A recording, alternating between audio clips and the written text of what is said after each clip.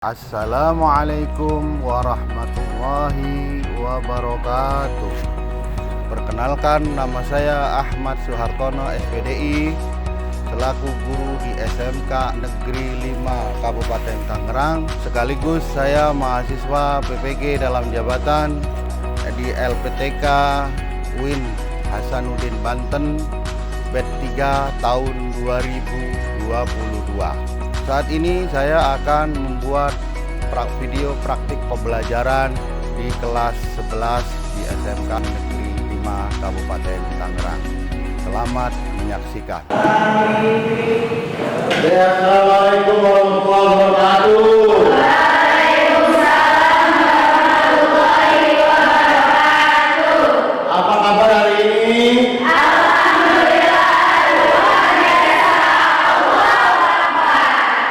Oke, terima kasih. Selamat berjumpa kembali dengan Bapak. Hari ini kita akan belajar pendidikan agama dan budi pekerti. Syukur alhamdulillah pada kesempatan pagi hari ini kita ketemu kembali ya. Kabarnya hari ini baik semua ya. Untuk kesempatan hari ini yang pertama Bapak pengen mengetahui dulu ya, siapa saja hari ini yang tidak masuk atau tidak hadir. Ada yang tidak hadir? Masuk semua. Alhamdulillah ya. Namun sebelum kita memasuki acara selanjutnya, pembelajaran selanjutnya, nanti Bapak ingin memberitahukan dulu apa saja yang perlu kalian ketahui ya. Namun ada baiknya Bapak pengen memotivasi kalian dulu ya, memotivasi kalian lewat GR kita ya, biar kalian lebih semangat, tidak ada yang mager. Apa mager? Males ya. Jadi harus penuh semangat ya. Kita coba SMK Bisa. SMK Hebat. Bisa hebat. SMK 5 Ya, prestasi. ada prestasi Tanpa SCB. coba ditanggung. Tanpa Apa kabar? alhamdulillah baik. Allahu Akbar. Oke, terima kasih. Tepuk tangan buat kalian. Oke, anak-anakku yang hebat, pada kesempatan hari ini kita akan belajar pendidikan agama dan budi pekerti. Namun tadi sudah kita absen ya. Sebelumnya apa saja yang perlu kita akan bahas untuk hari ini adalah beberapa yang kita akan pelajari ya. Namun sebelumnya untuk memacu semangat ya, memacu nasionalisme kalian, maka Bapak akan kalian bersama-sama untuk menyanyikan lagu Garuda Pancasila. Oke, kepada temannya dipersilakan untuk memimpin ke depan. Ya.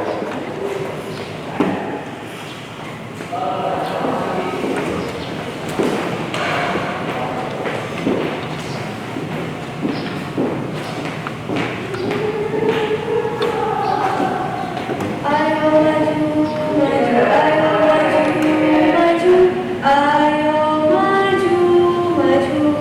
1, 2. Garuda Pancasila, aku mendukungmu. Patriot proklamasi, sedia berkorban untukmu. Pancasila dasar negara, rakyat adil makmur sentosa, pribadi bangsaku.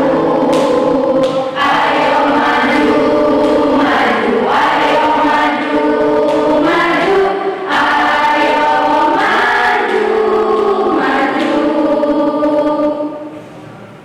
Ya, terima kasih. Tepuk tangan dulu untuk kalian. Sebelum memasuki pelajaran, alangkah baiknya kita berdoa terlebih dahulu. Ya, siapa yang yang berdoa nih ke depan. Ada di depan? Ya silakan. Berdoa dulu temennya sebelum kita akan mulai.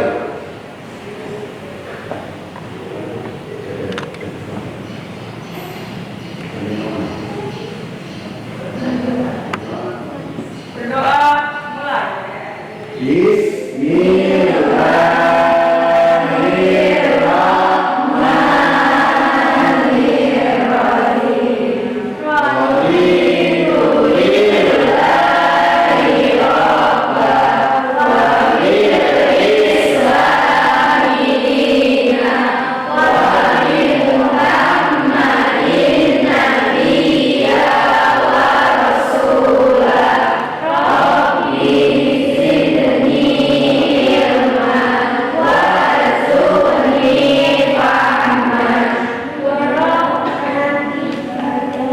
Ya, amin, amin ya Rabbal. Ya, terima kasih. Itu adalah pembacaan doa. Semoga dengan kita berdoa diawali dengan kebaikan dan memberikan yang terbaik. Terima kasih. Untuk selanjutnya kita kebiasaan dengan membaca kebiasaan tadarus. Ya, tadarus itu kita membaca Al-Qur'an. Kita akan membaca surat Al-Ikhlas. Ya, kita bareng-bareng bersama-sama membaca surat Al-Ikhlas. Yuk, kita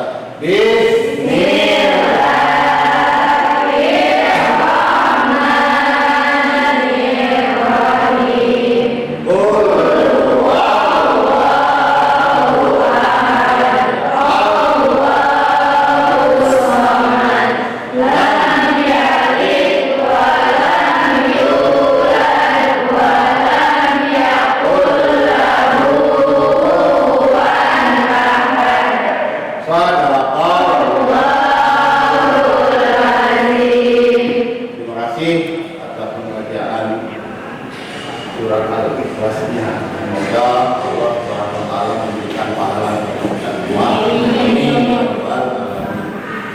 Untuk selanjutnya kita akan memasuki ke materi, ya.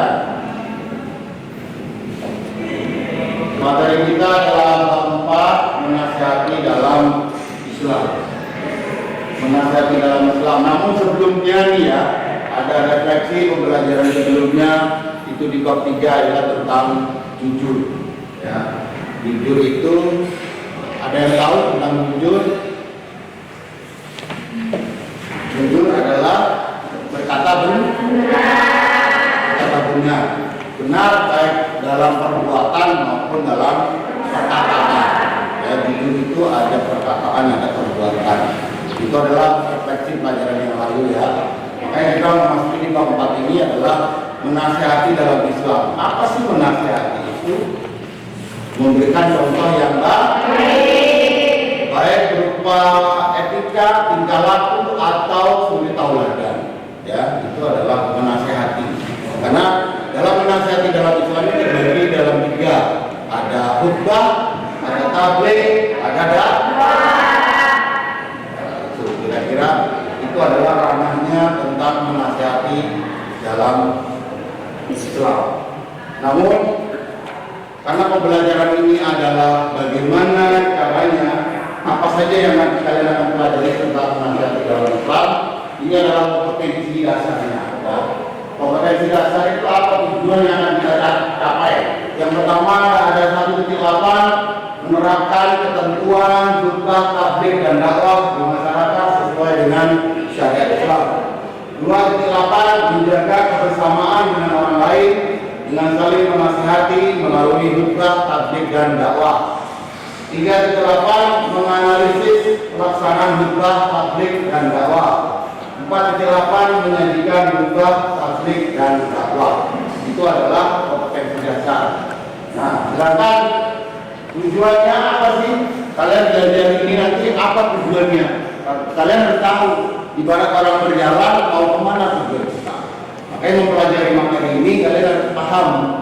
Menasihati dalam Islam tujuannya adalah peserta didik diharapkan mampu menerapkan, terus memahami, menganalisis, serta menyajikan ketentuan tentang khutbah, tabligh dan dakwah. Itu tujuannya. Jadi kalian sebetulnya setiap belajar di kelas harus punya tujuan. Kalau guru misalnya tidak memberikan tujuan pembelajaran, berarti dia tidak jelas mengajarnya.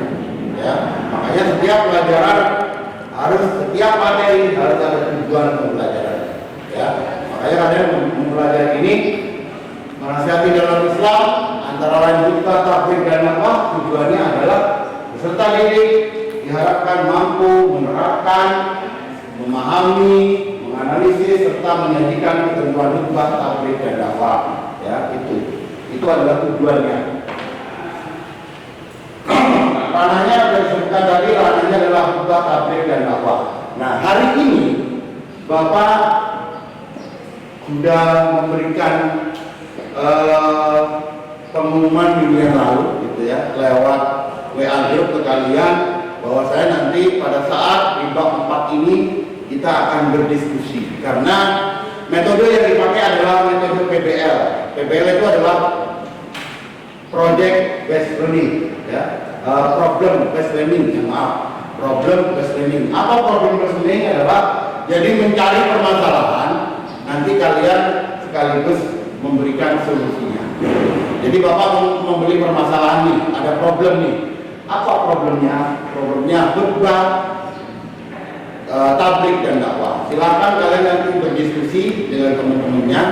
Kita akan bentuk ada 3 grup, ada grup khutbah, ada grup dakwah, ada tabligh, ada dakwah. Jadi silakan nanti cari di situ. Silakan kalian nanti diskusikan dengan temennya di beberapa kelompok ini.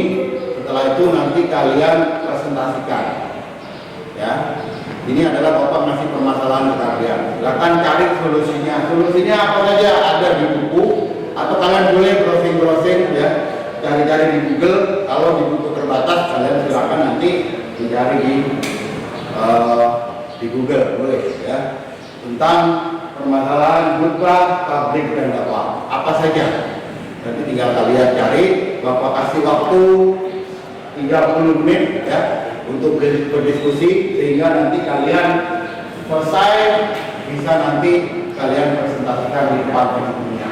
Boleh nanti kelompok A bertanya, kelompok B, kelompok C boleh bertanya ke kelompok A ya. Silakan kalian nanti saling memberikan umpan, jadi merefleksi masing-masing apa yang ada di dalam diskusi tadi. Oke, paham ya? Paham nggak? Jadi itu makanya silakan kalian untuk berdiskusi, sehingga nanti kalian bisa memberikan solusi yang Bapak berikan tadi. Sekarang ini Bapak kasih LKPD-nya, nanti silakan kalian diisi sesuai dengan kelompoknya masing-masing ya.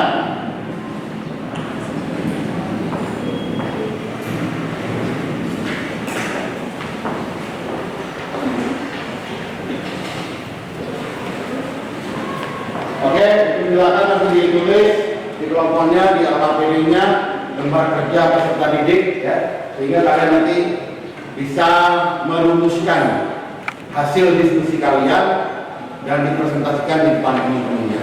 Oke, itu aja. Terima kasih. Silakan, selamat berdiskusi ya.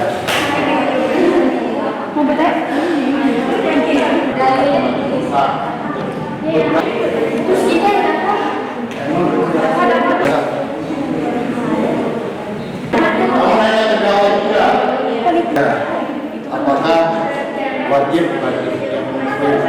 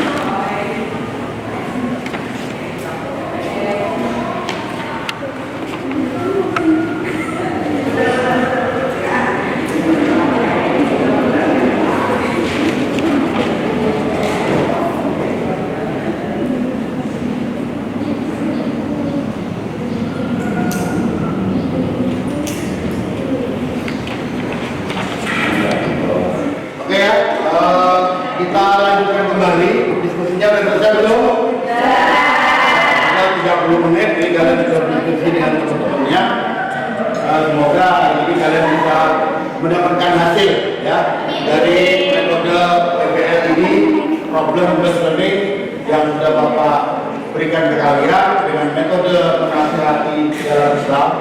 Ya, silakan nanti per kelompok untuk mempresentasikan hasil diskusinya ke depan, sehingga nanti teman-temannya kelompok yang lain melihat, mendengarkan, dan nanti boleh bertanya. Ya, silakan kelompok A, kelompok khutbah.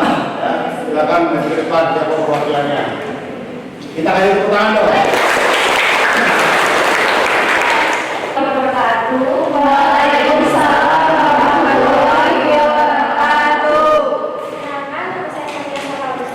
Dan saya Ratna Widya. Kami di sini akan mempresentasikan hasil dari diskusi kami. Khutbah berasal dari kata khotbah, yaksimu, khutbah, bermakna memberi nasihat dalam kegiatan ibadah seperti sholat, yaitu sholat Jumat, sholat Idul Fitri, sholat Idul Adha, istighfar, dan wukuf dan ikam menurut istilah khutbah berarti ceramah kepada dengan syarat dan ketentuan secara umum. Misalnya khutbah Jumat, sholat Jumat, khutbah nikah, untuk pesanan akad nikah. Oleh karena itu, kita tidak bisa ditinggalkan karena akan keadaan aktivitas ibadah. Contoh, apabila khutbah Jumat tidak ada khutbahnya, maka itu tidak sah. Apabila di Arafah tidak ada khutbahnya, itu tidak sah. Khutbah merupakan kesempatan yang sangat besar untuk berdakwah membimbing manusia menuju keridhaan Allah Subhanahu wa Ta'ala. Berikut yang harus dimiliki khatib saat berkhutbah. Satu, seorang khatib harus memahami akikah yang sahih atau benar supaya tidak menyesatkan masyarakat secara sengaja. Seorang khatib harus memahami seorang khatib memperhatikan keadaan masyarakat. Keempat, pantasnya juga seorang khatib yang berikut adalah menjalankan ilmu.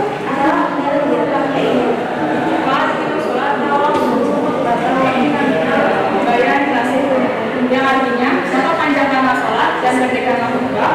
Di antaranya rangkaian kata yang itu adanya penarik atau bangun bagian sihir. Sekian dari kami. Terima kasih. Wassalamualaikum warahmatullahi wabarakatuh.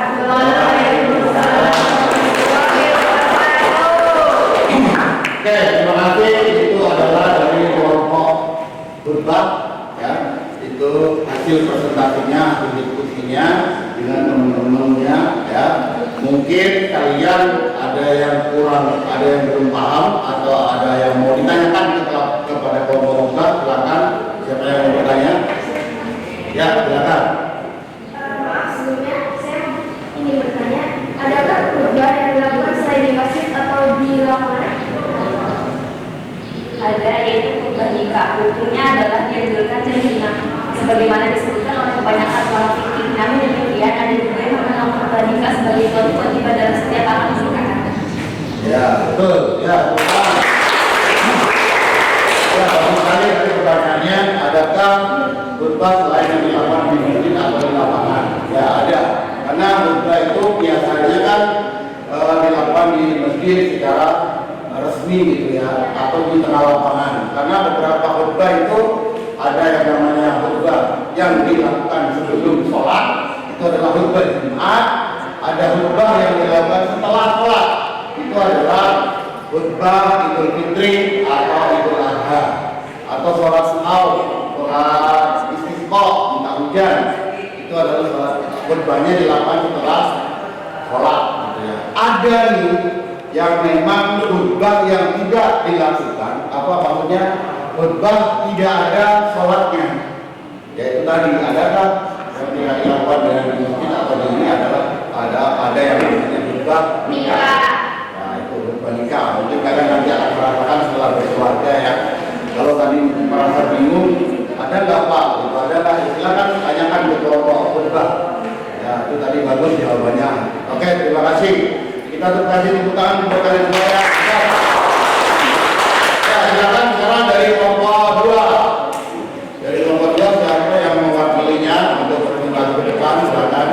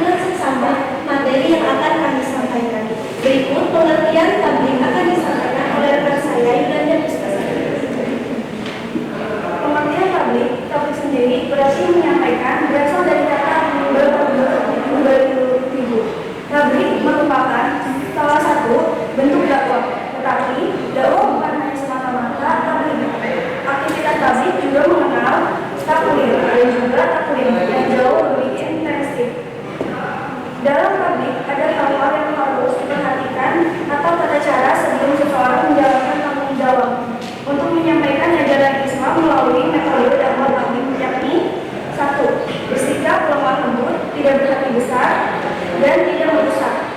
2. Menggunakan bahasa yang mudah dimengerti, menyampaikan dengan ikhlas dan sabar, dan materi dakwah yang disampaikan harus mempunyai dasar hukum atau dalil yang kuat dan jelas sumbernya. Berikut juga terdapat dalil perihal hukum tabligh tercantum dalam Quran surah Al-Maidah ayat 60 yang berbunyi, Ya ayyuhar rasul balligh ma unzila ilaika min rabbika wa illam taf'al fama ballaghta risalata wallahu ya'simuka minan nas innallaha la yahdil qawmal kafirin. Yang artinya, wahai Rasul, sampaikanlah apa yang diturunkan kepadamu dari Tuhanmu. Dan jika kamu tidak mengerjakan apa yang diperintahkan itu, berarti kamu tidak menyampaikan risalahnya. Allah memelihara kamu dari gangguan manusia. Sesungguhnya Allah tidak memberikan petunjuk kepada orang-orang yang kafir. Selanjutnya, memasuki sesi tanya jawab. Kepada teman-teman yang ingin bertanya, kami persilahkan. Ya, silakan apabila kalian mau menanyakan tentang tentang tabligh, ya maaf, tentang tabligh atau yang mau bertanya silakan, boleh. Ya, silakan. Apa yang jadi tabligh? Nah, ada lagi? Saya Ada jawab. Hikmah tabligh adalah merealisasikan ajaran Islam dalam kehidupan sehari-hari, baik dalam kehidupan seseorang secara individu maupun dalam kehidupan sosial bermasyarakat. Ya, oke. Terima kasih. Tepuk tangan. Oke, kalau tidak ada yang bertanya, silakan kembali ke tempat. Kita kasih terus sekali lagi ke kelompok B.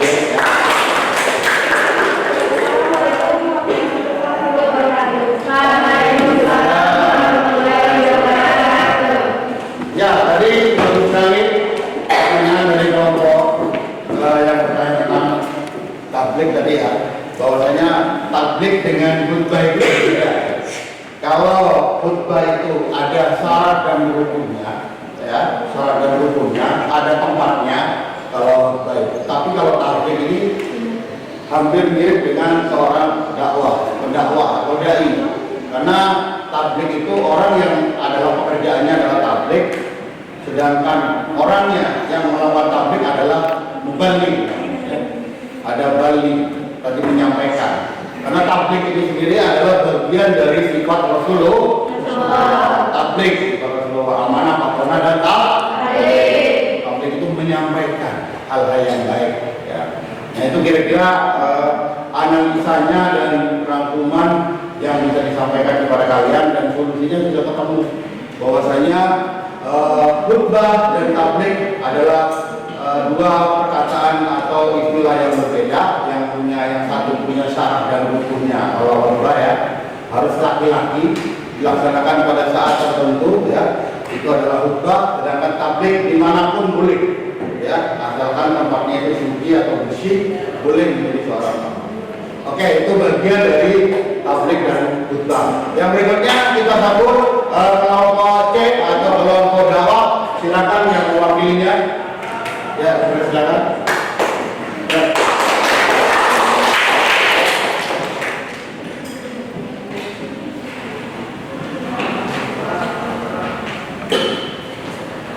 Assalamualaikum warahmatullahi wabarakatuh. Waalaikumsalam warahmatullahi wabarakatuh. Perkenalkan, nama saya Rahma Handayani dan rekan saya Tia Filia. Di sini, berdirinya kami di sini untuk mempresentasikan tentang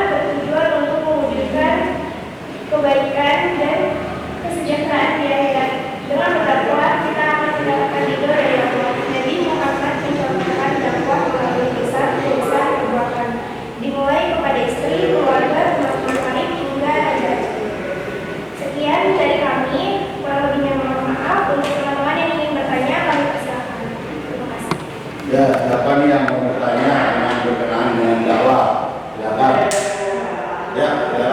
Maaf, sebelumnya saya ingin bertanya, apakah wajib bagi setiap muslim berdakwah dan sebutkan macam-macamnya? Ya. Bantu. Dakwah adadah sebuah kewajiban yang disyariatkan. Yang menjadi perbedaan adalah soal apakah kewajiban seperti yang kedua atau fardu ain, ataukah kewajiban wajib atau yang dikenal fardu kifayah. Dengan demikian sudah jelas bahwa dakwah merupakan kewajiban bagi umat muslim. Macam-macam dakwah ada 3, dakwah lisan, dakwah tulisan, dan dakwah keteladanan. Ya, terima kasih. Terima kasih kepada kelompok dakwah ya. Tadi sudah disampaikan bahwasanya dakwah ini wajib sebetulnya bagi siapapun. Yang penting orang muslim. Mau agama manapun sebetulnya bukan dakwah tapi menyampaikan hal yang baik. Bagi agama manapun boleh seperti itu. Kewajiban bagi agama atau masyarakat sosial ya, pada umumnya. Tapi kalau dalam agama Islam ada wajib kita untuk berdakwah. Berdakwah itu tidak harus di masjid, di musola atau tempat-tempat yang berdakwah itu dimanapun. Contoh nih kalian adalah anak-anak sekolah. Ya berdakwah di lingkungan sekolah. Berdakwah itu tidak perlu pakai mic, tidak perlu aliran warkop seperti orang demo. Dakwah dengan teman sendiri. Misalnya ada sampah, itu juga mengajak hal yang baik adalah dakwah. Ada sampah berantakan nih, yuk kita ambil. Ayo kita sapu nih gelasnya kotor, yuk itu dakwah. Ya, pokoknya yang menyampaikan hal-hal yang baik itu adalah dakwah. Tidak perlu dakwah itu pakai Al-Quran atau berjubah, enggak. Ya, dakwah itu bagaimana kita mengajak kepada kebaikan. Dari yang tidak tahu menjadi tahu. Itu adalah dakwah. Makanya kewajiban kita sebagai anak sekolah ya berdakwahnya itu di lingkungan sesuai dulu seperti kanjeng Nabi. Nabi itu awalnya kepada siapa berdakwahnya? Kepada keluarganya dulu. Ya, keluarganya dulu, istrinya, anaknya, ya, baru kepada sahabat dekatnya, baru kepada masyarakat yang mau mengikut ajarannya. Nah, dulu kanjeng Nabi apa dasarnya? Kata kanjeng Nabi adalah balighu anni walau ayat. Sampaikanlah walaupun kamu tahu satu ayat, karena itu akan membawa kebaikan bagi orang yang tidak tahu. Ya, bagi yang tidak paham, bagi yang sudah tahu akan lebih paham. Bagi yang tidak tahu akan lebih tahu. Nah itulah. Jadi kebaikan apapun, makanya di sini ada istilah fastabiqul khairat, berlomba-lomba menjalankan kebaik, menjalankan kebaik. Fastabiqul khairat, ayo berlomba-lomba berbuat baik. Itu juga sama dakwah. Ya. Dakwah itu bebas, tidak ada syarat dan rukunnya. Harus pakai ini, pakai itu, enggak. Ya, harus balik atau enggak. Walaupun anak kecil pun, ini maaf gitu istilahnya. Walaupun orang yang tidak sekolah atau di luar sana, bukan becak, karyawan misalnya, tapi dia mengatakan yang terbaik, maka ikutilah.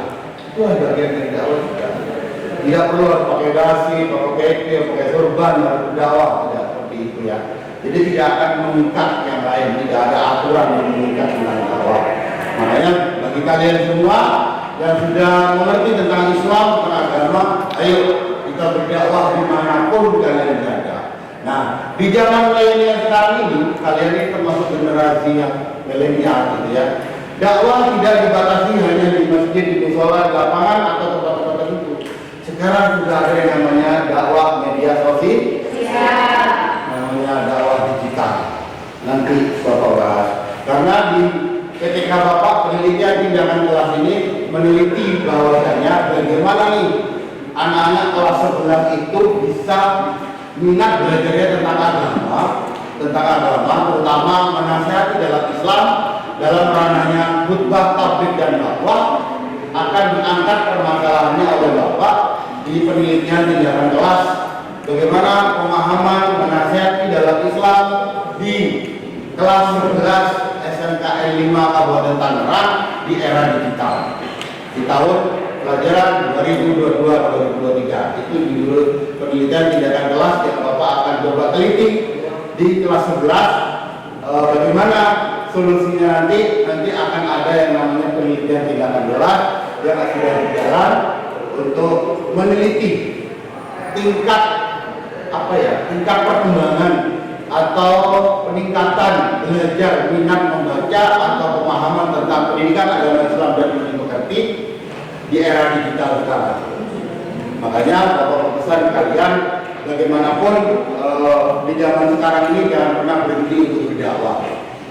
Lewat media sosial kalian punya IG, punya Instagram, punya Facebook, punya TikTok, punya ya macam-macam ya di sosial media. Berkatalah yang baik, buatlah konten-konten yang baik. Itu juga sama dakwah, sehingga akan mempengaruhi kebaikan kepada orang yang lain. Oke ya, kira-kira seperti itu hasil diskusi hari ini. Sudah ketemu solusinya, bahwasanya dari khutbah, tabligh dan dakwah tadi sudah diberikan pemaparan oleh teman-teman kalian, bahkan sudah ada yang bertanya. Kira-kira gimana, sudah paham belum semuanya? Ya, kalau sudah paham, coba Bapak pengen tahu kita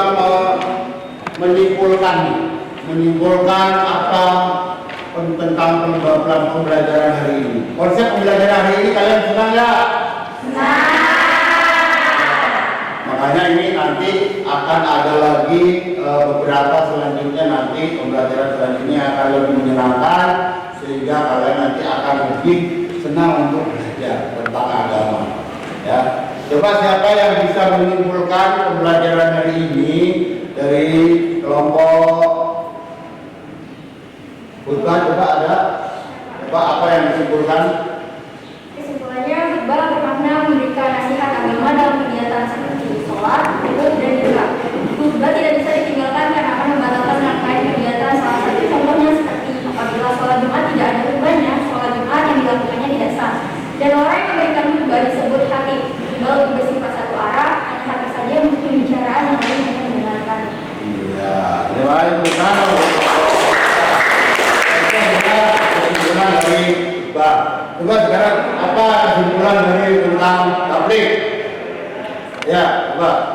Dari hasil pembahasan mengenai tabligh yang telah didiskusikan, maka kami dapat menarik kesimpulan dari tabligh itu, yaitu berasal dari kata balago, yubaligu, tabligo, yang berarti menyampaikan, memberi panutan kebenaran kepada orang lain.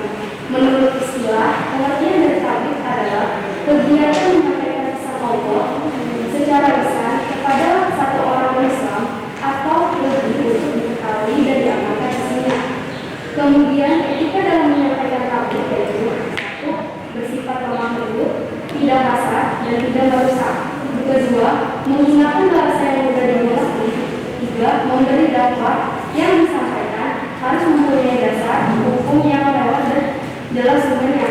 4. Tidak menghasut orang lain untuk memusuhkan, merusak, berselisih dan mencari-cari kesalahan orang lain dan lain sebagainya. Sekian kesimpulan dari kami. Ya, terima kasih. Nah, itu adalah kesimpulan dari tabligh ya. Berikutnya, siapa yang bisa dari kesimpulan kelompok dari dakwah? Ya, silakan. Kesimpulan dari dakwah yaitu merupakan sesuatu yang sangat penting bagi kemajuan hidup manusia, terutama dalam menyebarkan satu ajaran dalam masyarakat.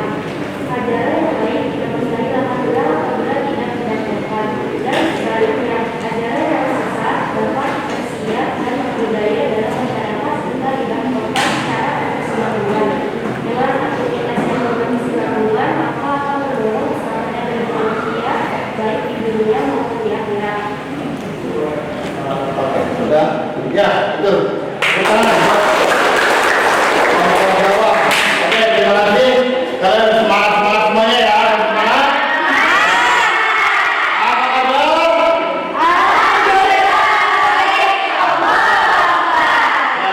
Itu adalah kesimpulan dari pembelajaran hari ini. Mudah-mudahan kalian bisa, yang penting adalah tadi tujuan dari pembelajaran kalian memahami dan menerapkan ya apa yang bisa kalian dapatkan dari pembelajaran menasihati dalam Islam, terutama tadi tentang khutbah, tabligh dan dakwah. Memahami dan menerapkan dalam kehidupan sehari-hari itu yang paling penting, sehingga apa kalian yang dapatkan hari pembelajaran ini dapat nanti dipraktekkan di masyarakat. Oke, paham ya? Oke, saya kira itu saja sebelum kita menutup pembelajaran hari ini. Coba semangatnya mana nih? Ya SMK kalimat SMK? Bisa. SMK? Bisa. kalimat prestasi hebat kita loh.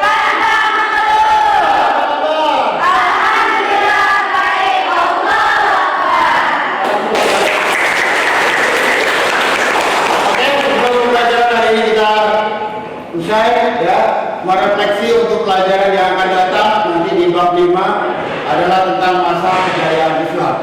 Ya, masa kejayaan Islam. Ya, tahu apa itu jayanya Islam pada zaman siapa? Ya, pada zaman pada zamannya para tabiin, ya, pengikut dari Nabi, dari sahabatnya Nabi, tabiin, ya, sampai ke ahli sufi, ya. Di sana banyak kalian akan pelajari bagaimana Islam itu jaya pada waktu itu, ya. Insya Allah nanti kita akan bedah di pertemuan yang akan datang. Sebelum kita tutup lagi, pimpin doa dulu untuk doa penutup, ya. Pimpin doa sebelum belajar, selesai belajar. Berdoa, mari kita berdoa menurut kepercayaan dan agama masing-masing. Berdoa mulai.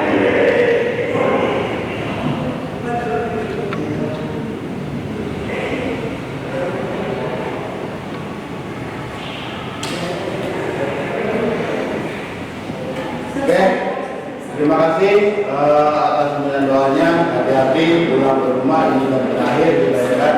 Jadi kalian nanti sampai di rumah salam kepada kedua orang tua kalian, sehingga nanti kita bisa belajar lagi kembali besok, ya.